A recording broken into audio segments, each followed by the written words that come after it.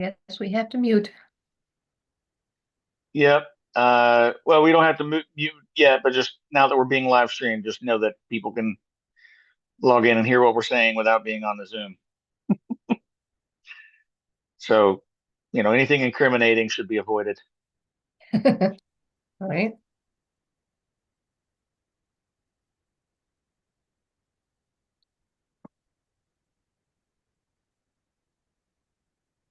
Sarah, weren't you? No, you already been. That's right. You went somewhere a month or so ago. I was thinking for some reason, I was thinking you were getting ready to go somewhere on a trip.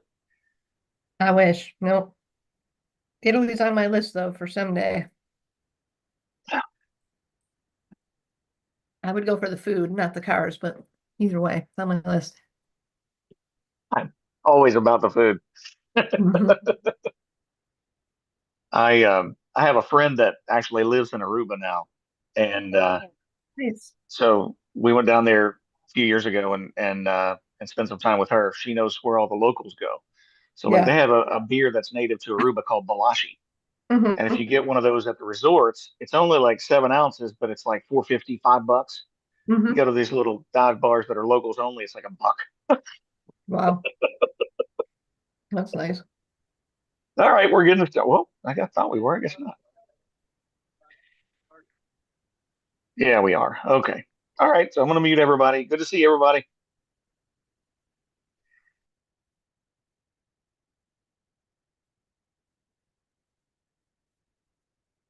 Welcome, Rotarians and guests, to the 8th meeting of the 110th year of the Rotary Club of Lexington. We're glad you're here today. We want you to come back in the future. We've got an exciting program with KET and Renee Shaw. KET is important to the Commonwealth. It's important to our Rotary Club. Michelle works at KET. Bill Wilson was a longtime employee with KET. It impacts our entire Commonwealth. And we're really pleased to hear from Renee today. So this is very exciting to be here with you all today. Peggy's on vacation, but we're making it through. In her absence, I'm making it through. So anyway, let's get things started with the inspiration pledge and four-way test. Jenny. Good afternoon. We're going to start with the pledge, and then I'll have you sit down. We'll do the four-way test at the end today. I pledge allegiance to the flag of the United States of America and to the republic for which it stands, one nation, under God, indivisible, with liberty and justice for all. Please be seated.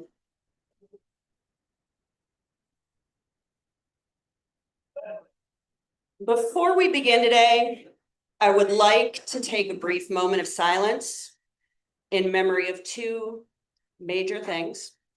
Today is maybe a day that lives in infamy. September 11th, we remember the lives lost back in 2001. And yesterday, conservative activist Charlie Kirk was shot and killed. Whether or not we agree with his views, a life taken by political violence diminishes us all.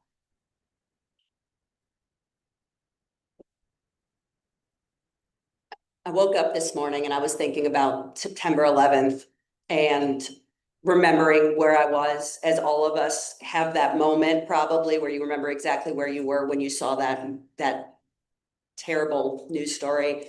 It's one of those moments that just makes you stop and pause. And of course it was horrific, and an attack on our country is horrific, but afterwards something interesting happened, and for a short brief moment in time we came together. Didn't matter what side of the political aisle, what you believed on this issue or your religion or anything else, we all came together as Americans. We connected for a brief moment in time. And I think that we need to use that muscle memory right now. Political violence, no matter who the target is, no matter which side claims the victim, is a line that we cannot cross, that we cannot excuse, or that we cannot wink at. We can grieve a human being and still disagree, even strongly, with their views. So I have an ask for you this week. Find someone you disagree with, politically or otherwise, and listen to them. Listen strongly, not to try and change their mind, but to understand where they're coming from. Speak loudly against dehumanizing language and against all political violence, no matter where it appears. Model better leadership. Tell those who represent us that we expect courage without cruelty and conviction without contempt, and practice service above self in small, concrete ways that lower the temperature of our community. And now when we join together in the four-way test, I want to take it just a little slower than usual. I want us to pause after each statement, think about this moment and how we live as Rotarians, of the things that we say, think, and do. Is it the truth? Is it fair to all concerned? Will it build goodwill and better friendships? Will it be beneficial to all concerned? Thank you. Thank you very much, Jenny, for those words. Now it's time for the lottery. Let's get the pit boss up here. Queen of Spades, is that what we're looking for? Queen of Spades? Okay, let's let Renee pick two numbers out, if that's okay. How much do you? How much is in the pot? How much is in the pot, Cheyenne? $1,200, something like that?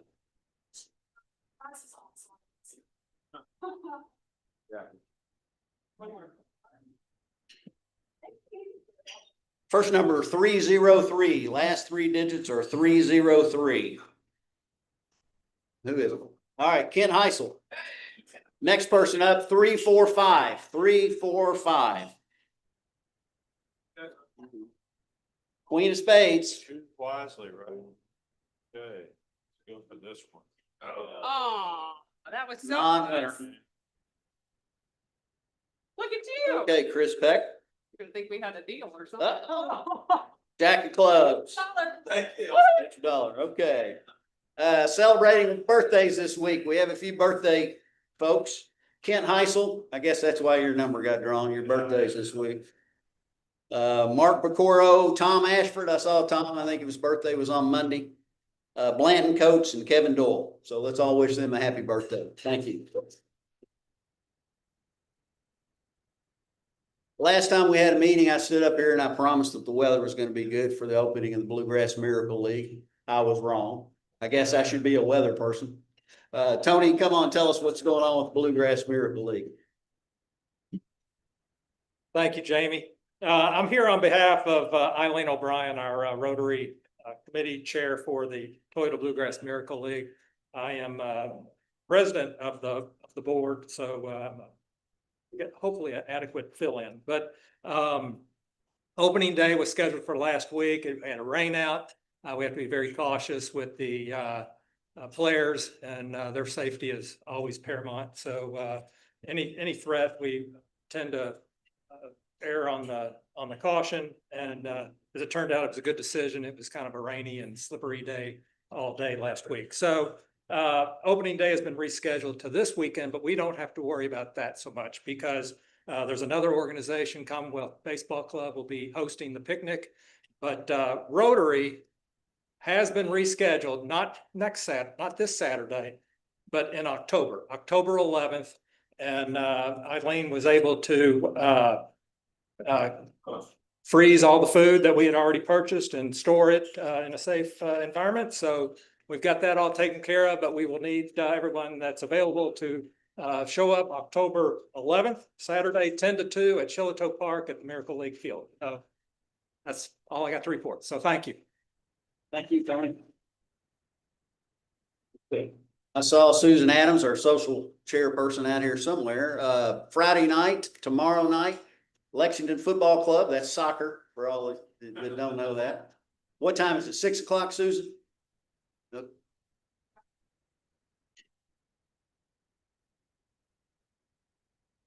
Okay. Try to arrive early.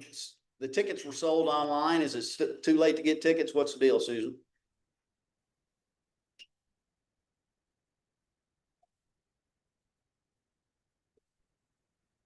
Okay. Rotarians know this, but for those of you that are visiting today, Rotarians have been very active in working toward the eradication of polio for many years. It was a greatly successful project. We hope it continues to be successful and people get vaccinated like they need to. But we have a little fundraiser coming up on October 16th at Cycle U right here on Midland. If you're inclined to participate, Susan Adams or Jenny Schnurr. I think Jenny is going to be the team leader cracking the whip and putting us through our paces. So that is a fundraiser. Okay, all right, well, I think that pretty much says it all right there. Okay, all right. I'm not questioning that either. Okay, so let's move on to the program, because like I said earlier, we have a great program today. And it's my honor now to introduce our fellow Rotarian, Michelle Ripley, who is with KET, who will introduce our speaker for today. Michelle?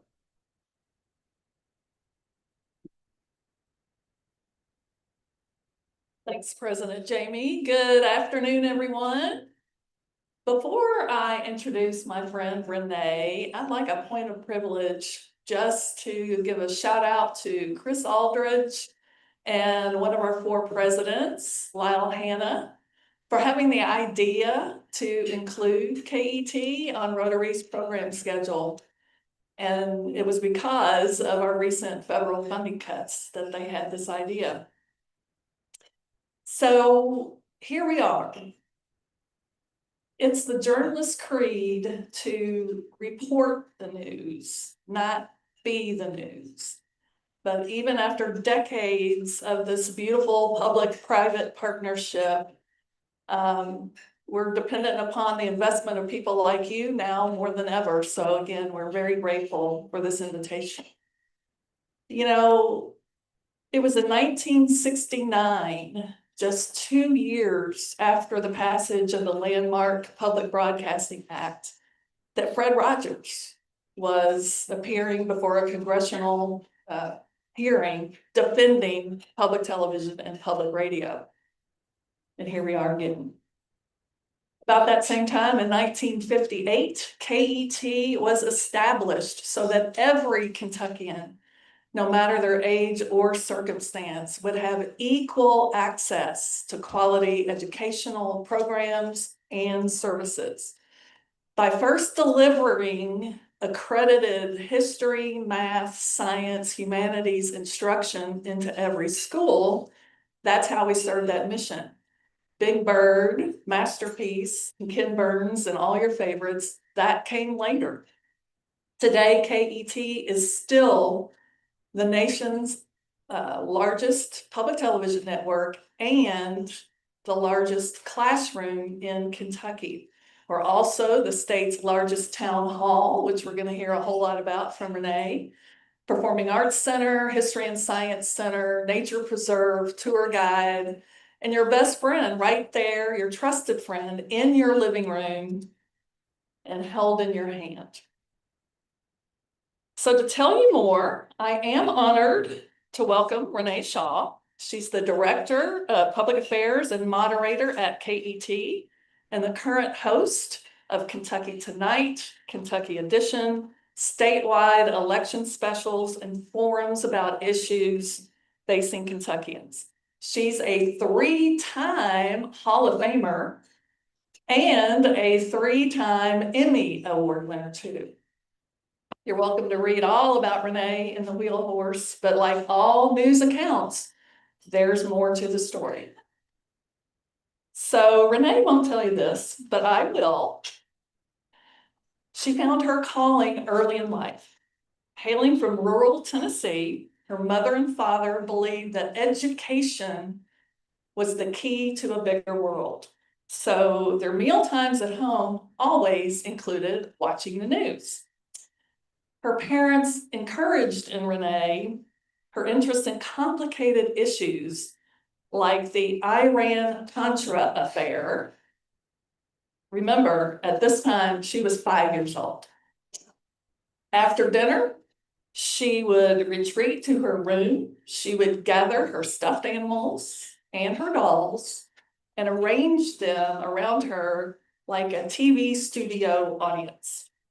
She would write a recap of the evening's current events and deliver it to her make-believe viewers.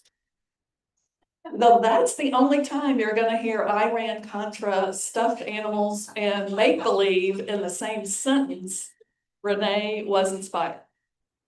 Together with the world she learned about on public television, she became the first of her immediate family to go to college.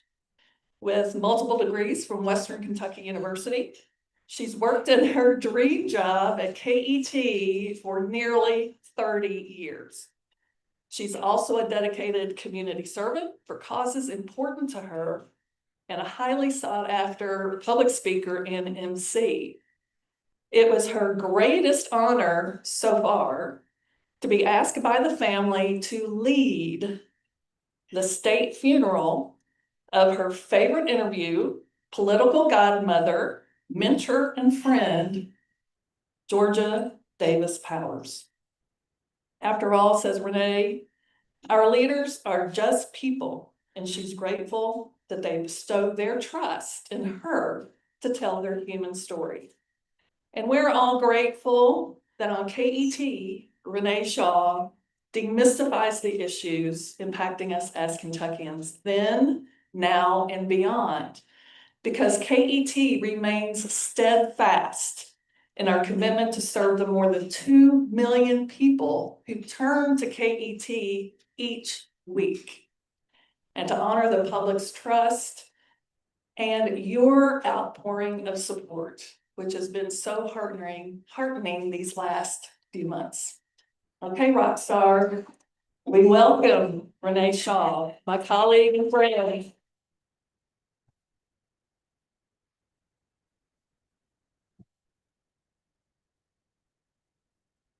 Well, I'm going to be a puddle of tears before we even start. I have a nickname from Michelle. It's 3M, Money Magic Michelle. She is that for us at KET, and I would be remiss if I didn't also really recognize a few other KET superstars with us. The chairman of our authority board, Bob Beck, is with us. Our legal eagle, Darby Turner, is with us. And our endowment chair, Nick Nicholson, is here with us today, Commonwealth Fund. We appreciate you three for helping to elevate the work that I am blessed to do. Without you, I couldn't do it. And then I also want to give a shout out to my old colleague, old not in reference to age, but just the fact that we've both been around KET a long time, Bill Wilson, who was our Senior Director of Education for many, many years and helped us earn a really star jewel in the crown there when it comes to our educational services and programs. So it's good to be here with all of you friendly faces. And it's been a tough few days for a lot of reasons, right? And I will get more to what Michelle kind of left off on about the funding a little later, but I really feel like part of what journalists need to do now is to tell the story of why we tell the stories and to talk about what guides us, what guards us, the principles that hopefully show that we have integrity in our work and that we're driven by the public interest and serving in the public interest. I appreciate Michelle telling my story because as an only child, I grew up, I had to entertain myself somehow. So stuffed animals were my best friends and they were a captive audience and they were always approving. So you can't get any better than that. But I learned a lot about myself by PBS. Back in the day in the 70s, you had 3 channels, maybe 4 with PBS, and you had to get the antenna just right on the roof and, wear the gold foil hat and stand on one leg to get some of those at certain hours of the day. But my mother was a stay-at-home mother for several years, and was our routine. And in the morning, we would watch Electric Company, Mr. Rogers, all of those things, and we would rehearse what I had just learned or what she had relearned. Right? And it was a very interactive experience. Your parents are your first educator, but I will say my second educator was public broadcasting. And so at the very young age, I knew that I didn't know what PBS was as I understand it now, but I knew that eventually I would be committed to doing the work that I saw on my TV screen. And I've been blessed to do that almost 30 years at KET, but I've been a public media brat since 17 years old. I worked in public radio for several years at Western Kentucky University, worked in public television there, did a little stint in commercial television, but I knew that I always wanted to be committed to public media, and it has given me so very much. What I love about what we do at KET is that viewers see themselves in what we do. It's programs that are produced by, for, and about Kentuckians. And as we look at how fragmented the media landscape has become, I mean, look at things now. You don't have just one evening newscast at 6:30 p.m. Eastern time. You get push alerts throughout the day from whatever news sources telling you the latest developments.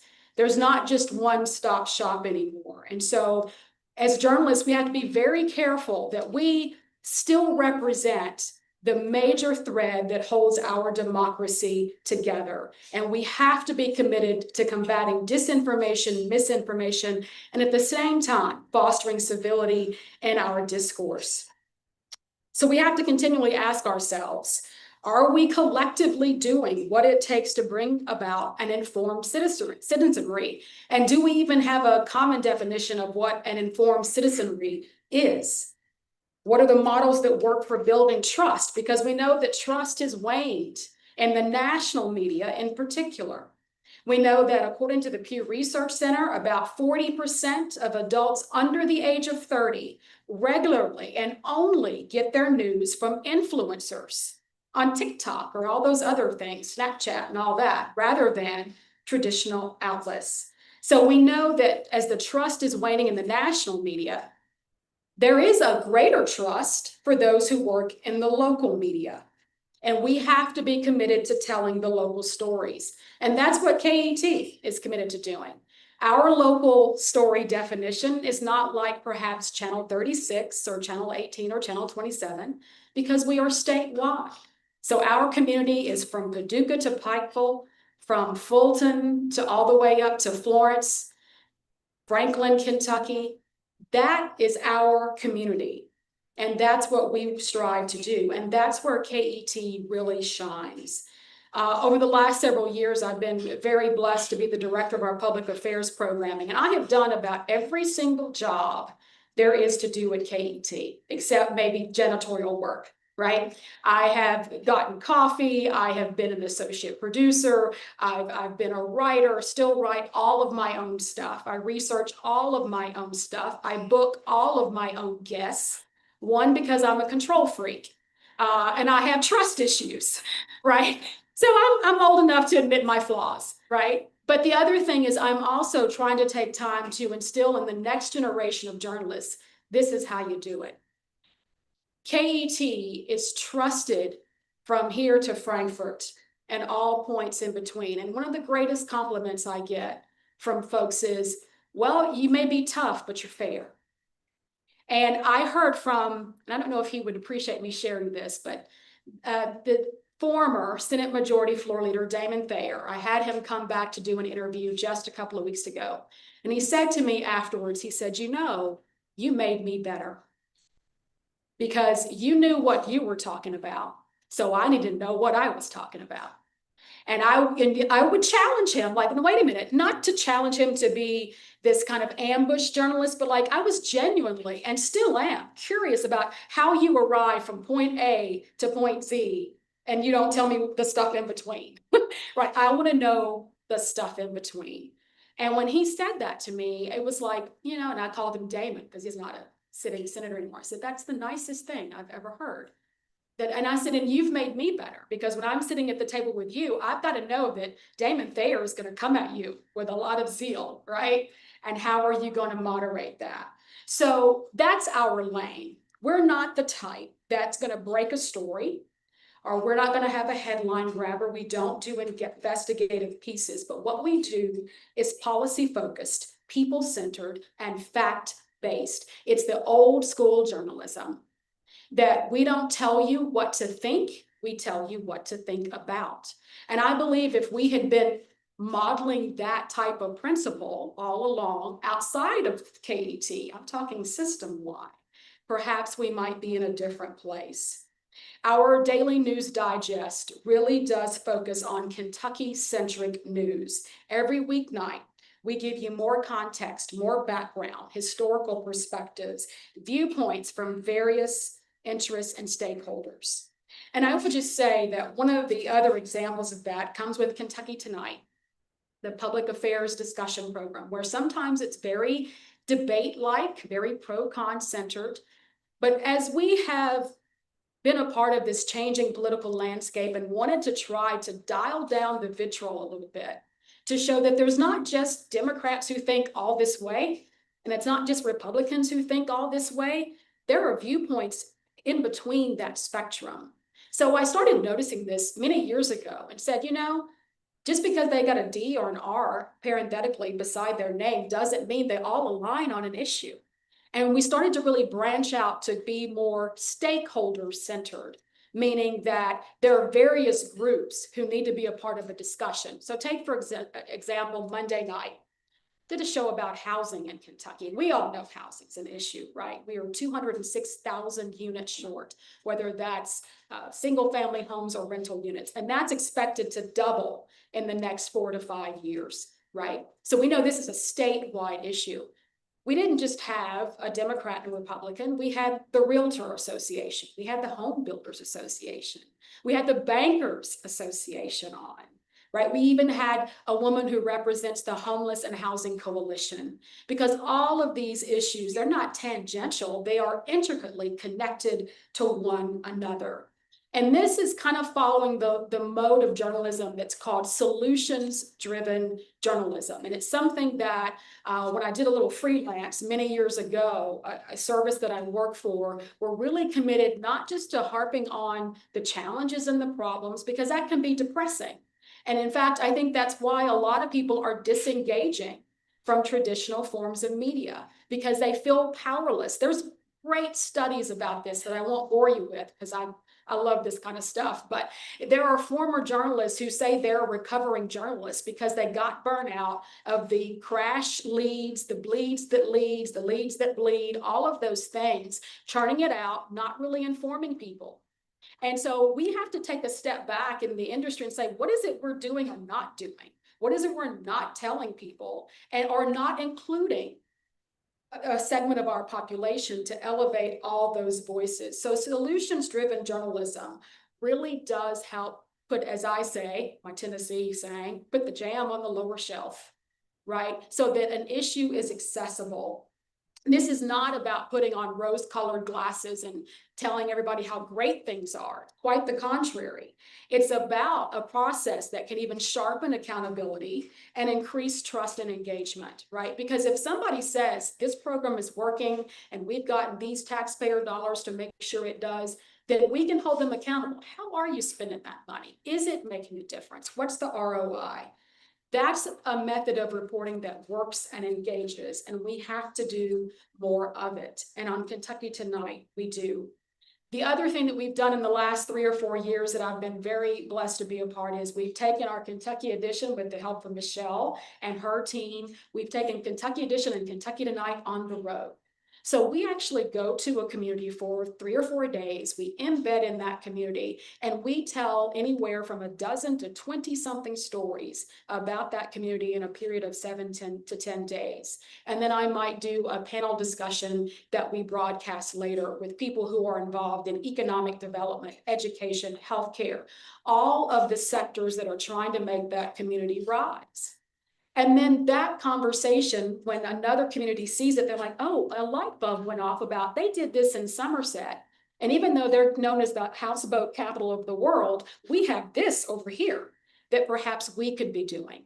That's what solutions-based journalism does. It helps to empower people to see themselves as a part of the solution and not just part of the problem. We as journalists are not just transactional. We are relational with our sources and with our subjects, and we have to be with our audiences as well. People need to leave a story that they've seen or heard or a program that they've watched with a sense of possibility. And that's what that type of journalism does. And it even can help us build trust in our trade. Explanatory journalism, the same kind of way. This was a concept that really came to life back in the 1980s. You know, folks like Nate Silver, who you've heard, Ezra Klein, Kai Risdahl, these are some NPR folks. This is where you really explain something from top to bottom, like habeas corpus, Darby, right? I mean, we hear so many of those legal terms. If you were to ask anybody, give me a definition of that, could they? And I remember when we were having some criminal justice issues go on a few years ago during the pandemic, and we're talking about the grand jury. And we were talking, all you heard was about Daniel Cameron, the grand jury. I bet if you asked one person what that really meant, they couldn't explain it to you. So what we did, we took a show and said, we're going to help you understand what a grand jury does. It wasn't the sexiest show ever, but it was highly informative. And that's what public broadcasting needs to do, is to help people understand these terms that we throw around. I see Bridget Blom back there, and she knows very well the alphabet soup that is education, and so does Bill Wilson, right? It's acronyms galore. And I'm just as guilty as anyone, because I've been in that space for 30 years of just throwing it out there like everybody knows it. We really have to make sure people connect. Another thing that we're doing at KET that I'm extremely proud of, because I am officially middle-aged, that 5-year-old girl is now 52 and is thinking about next chapters and next parts of her life. And we had started a year or so ago a series on aging called appropriately The Next Chapter. And we've tackled everything from senior scams to Medicare enrollment. We get a great program about aging in place and living independently and all the things you need to help you do that successfully. Those types of programs have been highly received, because even if you're not at that point in your life, you may be caring for a parent or a grandparent who is. We've done lots of programs about caregiving and those types of things, and we keep those resources refreshed on our website.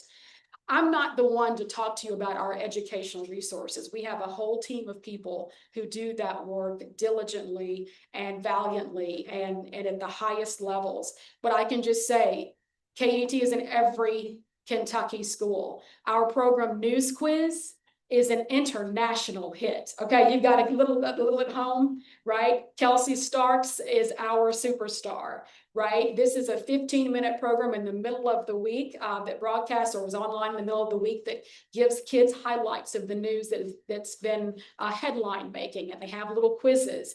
Highly interactive, highly graphic, visually intense program. That program is seen by 200 and something thousand kids in Kentucky, and several countries. Switzerland is even watching this program, right? There's a big connection to that type of programming. And we do all kinds of shorts, as we call them, like that. The how-tos, take a field trip to the state capitol, which, by the way, if you haven't, you can't get into for 5 to 7 years. But just go on KET and watch it because of the renovations.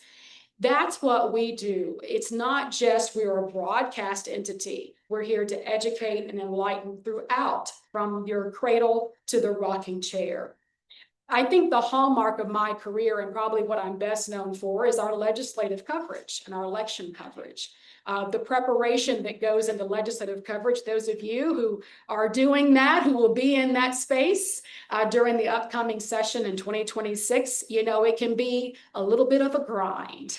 But if politics is in your blood, and Bridget knows this, there's no other place you want to be during that time. That is where the decisions are being made. And it's going to look a little different now that the Capitol is under construction and there is a temporary structure. But that makes the case all the more for why KET is so important. We're going to be the portal of access for everybody who cannot get inside that 100,000 square foot facility, right? That you're going to rely more on KET to connect you to the lawmakers. And I always say to the lawmakers, I do their freshman orientation and do interviews with them so they understand our role, that we are their connection home. There is unfettered access throughout the day of what is happening when they're in legislative session. We don't come on and make commentary about it. It is actuarial. And so there's no interpretation. We leave that up to the viewers and constituents. And that's the kind of service that only KET can provide. I want to leave some time for questions, but I always like to kind of end these talks a little bit and talking about what really guides me in terms of my ethics and my principles that I really hold fast to. And one of my silent mentors, I will say, because he never knew it, that's the late Jim Lehrer, who was the inventor of the PBS NewsHour around the time of Watergate. Toward the end of his career, he wrote what were essentially the 10 commandments of journalism. And I have these in my office posted up. And I remind myself when I feel like taking a shortcut, that's not the Jim Lehrer way, and that's not how you should do it. So here are a few of those things that kind of guide my work at KET and what I instill in my team. Do nothing I cannot defend. Cover, write, and present every story with the care I would want if the story were about me. Assume there is at least one other side or version to every story. Assume the viewer is as smart and as caring and as good a person as I am. We're missing that part a lot. Assume the same about all the people on whom I might report. Assume that personal lives are a private matter until a legitimate turn in a story absolutely mandates otherwise. And there's a great quote about if, particularly for public officials, if they didn't want a bad write-up, they should have behaved better. Well, and until the time that they don't behave, then we should keep it on the up and up. Carefully separate opinion and analysis from straight news stories and clearly label everything. That's where we've also missed it, that the editorial lines and the repertorial lines have been greatly blurred. We do not use anonymous sources or blind quotes, except on rare occasions when it could endanger someone. And finally, no one should ever be allowed to attack another person anonymously. Well, that's what social media is built off of, right? Is attack, attack, attack. And there's got to be an antidote to that. And KET is that. And finally, I am not in the entertainment business. I'm not trying to be an influencer. I don't care how many likes I get or dislikes I get. I'm here to do a job. I'm not to be an entertainer. And if I could add a postscript to what Jim Lair had described, it was to connect to the people that you're serving. That's what our town halls are doing. That's why sometimes you'll see newspapers say we're going to have coffee with the editor, right? We need to know the people who we are reporting on and we are serving. As the saying goes, people don't care about what you know until they know that you do care. And as a caretaker and steward of this industry for my whole adult life, it's been an honor to share Kentucky's experience, its tragedies and its triumphs. And we have to do both in equal measure. The moment we don't, we are defying what is not our occupation. I do want to make a programming note before I take questions. Of all the tragedy and triumphs, we do have a triumph to celebrate, and that's the 250th anniversary and birthday of Lexington.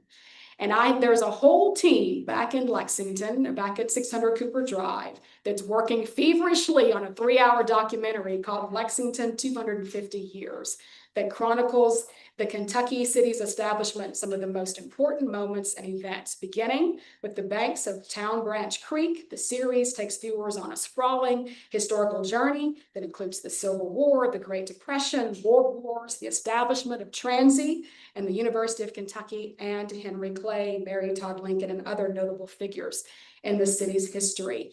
And the big thing is it's narrated by Lexington native and actor and brother of the CEO of KET, Shay Hopkins, Josh Hopkins. So look for that documentary soon. Before it airs, it will be at the Kentucky Theater on Monday, October the 13th. And we invite all of you at 6 p.m. to come for that screening that will begin at 7. You make sure that you get your popcorn because you're going to be there for a while. For 3 hours. We'll be done by 10. But you don't have to register. It's a walk-up event, and we sure hope that you can join us. I do want to open it up for questions because there's a lot to talk about, and I wanted to reserve some of my remarks for what you might be curious about. And on behalf of Shay Hopkins, who is engaged in a PBS meeting right now, I do want to thank you for allowing KET to be here this afternoon to share with you the work that drives the Public Affairs Division. And I would encourage you, if you want to know about the educational mission, that there are great folks with whom you can connect to do that as well. But thank you for having me, and I'll be glad to take any questions.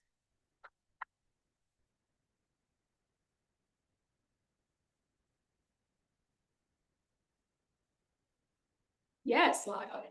Thank you for being here. We appreciate it. Thank you. They had another plan in mind.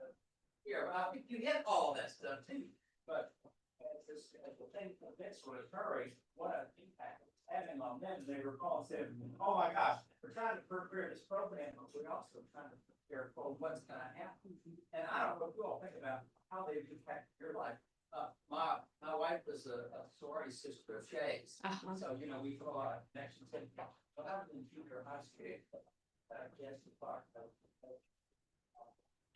And Bowie Nunn was elected, only Republican from like the 20s to the 90s.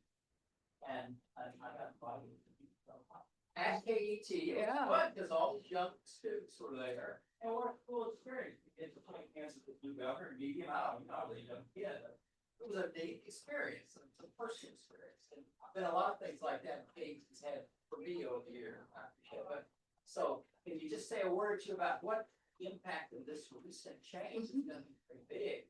And it's going to require you all to cut back on things that might serve the thing we're all benefiting from. And I don't mind sharing it. That's the exciting part. But you know, Yeah, yeah.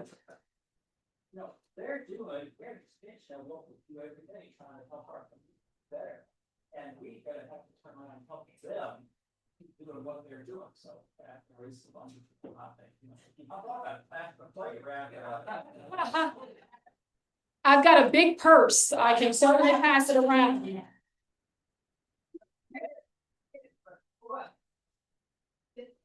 Right moment, you're coming to speak, so I've got to say a little bit about Sure. it. For sure. And I respect the rules of most Rotaries not to make pitches. So I appreciate the fact that you're indulging me to do this.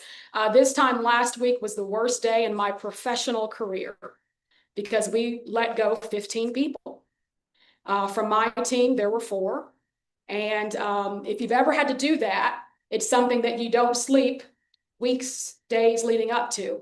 And it was a sad day because those people were let go solely because of loss of federal funding. And we hope that we were gracious, and many of them even have been interviewed on television, Nick, saying that, you know, they understood where we were. We are still, Lyle, trying to decide and plan ahead, right? And it is devastating what could end up being the loss of services. We're reevaluating our programs and our offerings, from public affairs to our general content production, like, you know, Kentucky Life and Farmer and the Foodie and those types of programs, even our educational services. Everything's kind of on the table.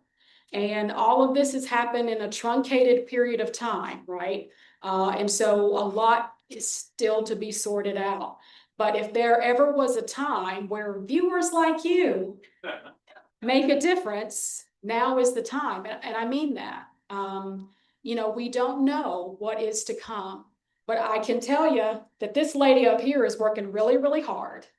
And all of us are really doing what we have always done. And we had a family meeting after the dismissals last week to say, listen, we are still here. I didn't put my whole adult life into this job to leave it in disarray. And we're going to be like a phoenix from the ashes, and we're going to rise, and we're going to be better. And a lot of us have like 5 or 6 other ideas on how we can still recalibrate to be bigger, better, and serve more and do more, because that's what we are committed to doing, is serving in deeper and different ways.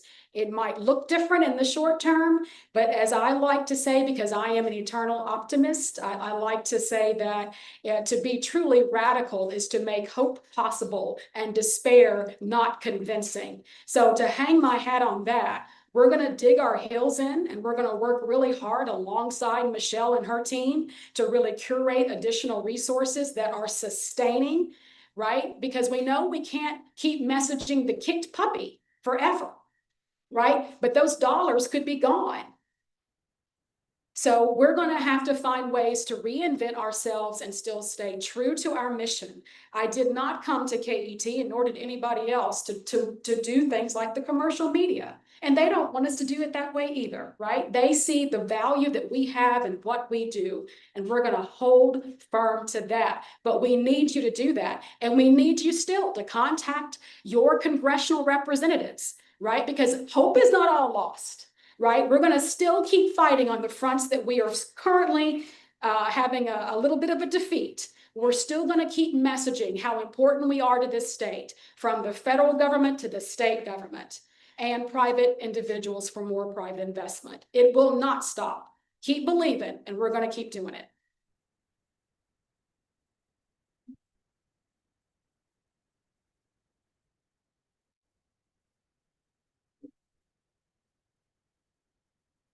It's been 8 years since Renee spoke to our club, and a whole lot of things have changed in 8 years, but we're very pleased that KET is still here, still delivering high quality content. I'd like to present this Bill Strauss lithograph as a gift to you for attending our meeting today, and I have a couple of announcements to make. So much, Jane. Thanks again.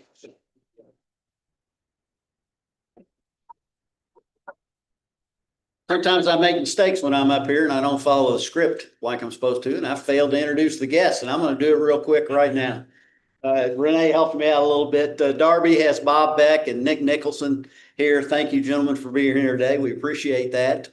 My guest is Cliff Gookin. He will be introduced to our club as a Rotarian very soon. We have a visiting Rotarian. Percy, you want to stand up and introduce yourself and your guest? He even brought a guest today.